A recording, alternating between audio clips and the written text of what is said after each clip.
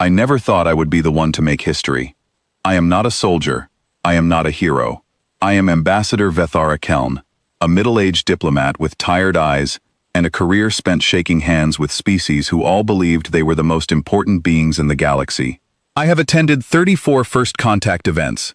Every single one followed the same pattern. A new species appears at the edge of known space, nervous and uncertain, broadcasting peace signals and hoping no one shoots first.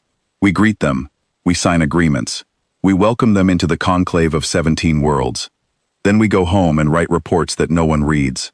I expected this one to be exactly the same. The signal appeared on a quiet morning, 3 days before the Cathali festival. Our long-range sensors on the observation platform Serenity of Accord picked it up first. A vessel of unknown configuration crossing into conclave space from the outer rim. No identification. No prior contact. The signal it was broadcasting was simple, clear, and completely unthreatening. It was a greeting. A peaceful one. My assistant, a young Dothrani named Saval, brought me the sensor report with wide eyes. I told him to calm down. I had seen wide eyes before. They never meant anything. Then I looked at the report myself. The ship was enormous, larger than any conclave vessel, including our dreadnoughts. It was asymmetrical, not beautifully so, the way Yin design tends to be, but practically so, as if different sections had been added at different times across many years. The outer hull was covered in old damage, burn marks, impact craters, repaired sections where the metal was a slightly different shade, showing it had been replaced and rebuilt many times. This ship had been in battles, many of them, and it was still flying. My first thought was that it was damaged, fleeing something, perhaps lost. My second thought, the one that arrived slowly, like cold water, was that the ship did not look like it was fleeing anything. It moved steadily, calmly, with complete control. It did not drift. It did not hesitate. It came toward us, as if it had always intended to be here. I authorized the standard greeting protocol, 4,000 years of conclave diplomacy, compressed into a formal hailing signal. We broadcasted on every known frequency and waited. The response came back in 40 seconds. Not minutes, seconds. The voice on the other end was female, steady, and calm. The universal translator took a moment to catch up, working through a language it had never encountered before. When it finished, the words were clear. This is Captain Yara Ose, of the vessel Relentless Sovereign, representing the United Nations of Earth. We are glad to finally speak with you directly. Finally, I asked Saval if he had caught that word. He had. Finally. Captain Ose introduced herself and her ship without rushing, without nervousness, without the usual stumbling that new species go through when speaking to the conclave for the first time. She explained that her people called themselves humans. They came from a planet called Earth, located in what we know as the Orion Spur. She said her government had been aware of the conclave of 17 worlds for approximately 60 years and had decided that now was the right time to make formal contact. I sat very still for a long moment after the translator finished. 60 years. The conclave has the most advanced sensor network in the known galaxy. We have monitoring systems spread across 11 star clusters. In all of recorded history, no species had ever observed us without our knowledge. Not one. The idea was simply not possible. And yet this calm, unhurried woman on the other end of the signal was telling me, politely and without any apparent pride, that her people had been watching us for 6 decades without ever being detected. I asked her to repeat the figure. She did. Behind me, Saval made a small sound I had never heard from a Dothrani before, something between a gasp and silence. On the encrypted conclave diplomatic channel, messages were already arriving. The Dothrani Senate had intercepted the signal and was demanding answers. The Yin hegemony had begun moving a patrol fleet toward our position. Everyone had heard. Everyone was reacting. I told them all to wait, closed the channel, and focused on Captain Ose. I asked her the question that I could not hold back any longer. It was not in the formal protocol. It was not diplomatic. But I had to know. I asked her why she had come in a warship. She paused. It was a short pause, but I noticed it. Then she said, without changing her tone at all, that the Relentless Sovereign was their diplomatic vessel. This was the ship her government had chosen to represent humanity at its first formal contact with the galactic community. I looked at Saval. He looked at me. A warship. They had sent a warship as their ambassador. I requested permission to review publicly available records about humanity while we spoke. Captain Osei agreed immediately.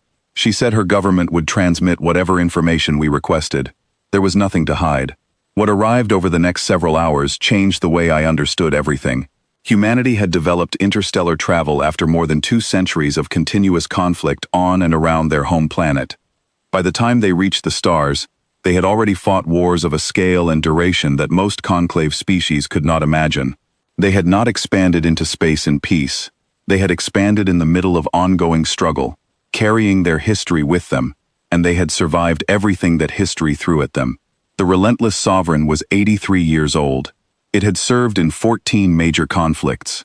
It had been repaired, rebuilt, and returned to service more times than any conclave ship its age would have been considered useful. It was still operational, not because humanity lacked newer technology, but because it had proven, repeatedly, that it could endure. I read the records, and I thought about that scarred hull, and those repaired sections, and that steady, unhurried course toward our platform. Something quietly rearranged itself in my understanding of the universe. I agreed to meet Captain Osei in person. A shuttle would take me to the relentless sovereign. Every protocol instinct I had told me this was irregular, that the new species should come to us. But something in the data, something in that calm voice, told me that the usual rules did not apply here in the way I was used to. Walking through the corridors of that ship was one of the strangest experiences of my life. I had expected something cold, military, stripped down to function, the way all warships I had ever visited were. Instead, the corridors were busy and warm. Crew members moved quickly but without tension. There were images fixed to the walls, personal photographs, drawings made by hand, small decorations that someone had placed with care. There was the sound of conversation, and once, briefly, laughter coming from behind a closed door. These people lived here. Inside this weapon, in this ship that had survived 14 wars, they had made a home. Captain Yara Osei met me in a meeting room near the front of the ship. She was shorter than I had imagined. Humans are not physically imposing compared to most species I have worked with. She had dark skin and dark eyes, and she moved with the quiet economy of someone who had spent a long time in space. She offered me something to eat. I declined politely. She poured herself a drink and sat across from me without ceremony. We talked for 3 hours. She explained humanity's position clearly and simply. They were not looking to join the conclave as a minor member, the way most new species did, grateful for protection and slow to find their voice.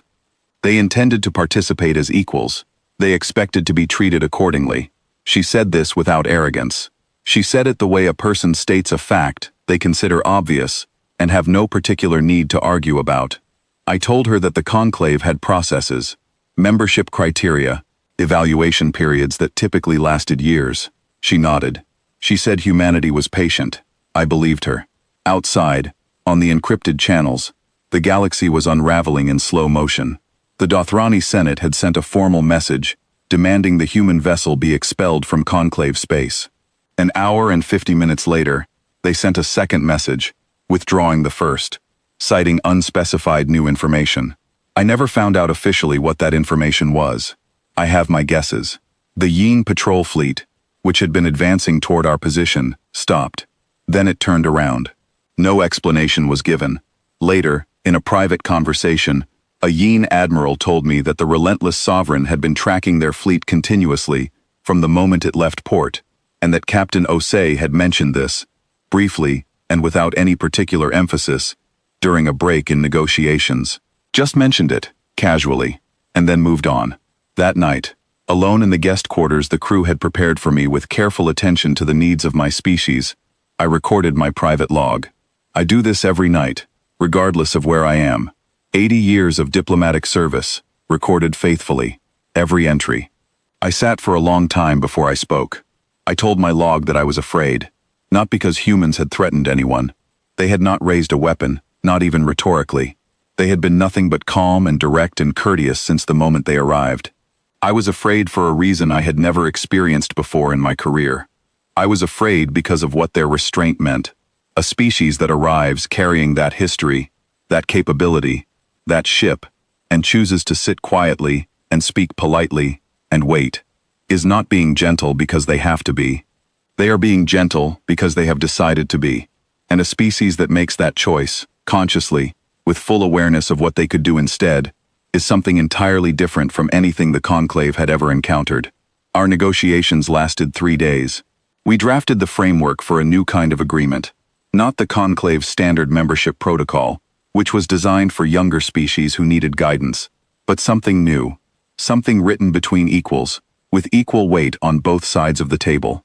On the final morning, before the documents were ready to sign, I asked Captain Osei the question I had been holding since the beginning.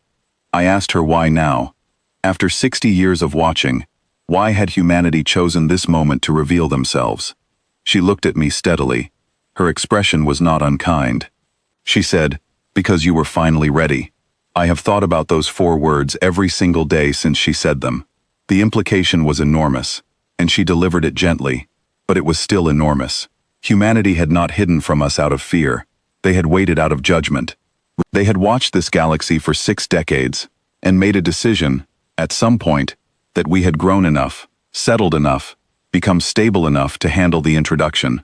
They had waited for us to be worthy of knowing they existed. The documents were signed that afternoon. The relentless sovereign left 2 days later, steady and unhurried, the same way it had arrived. In the months that followed, everything changed. Every major power restructured its foreign policy. Old alliances shifted. New conversations began. Human embassies opened across the galaxy. Small buildings, simply decorated, staffed by people who were courteous and observant, and remembered everything. They did not demand attention. They did not push.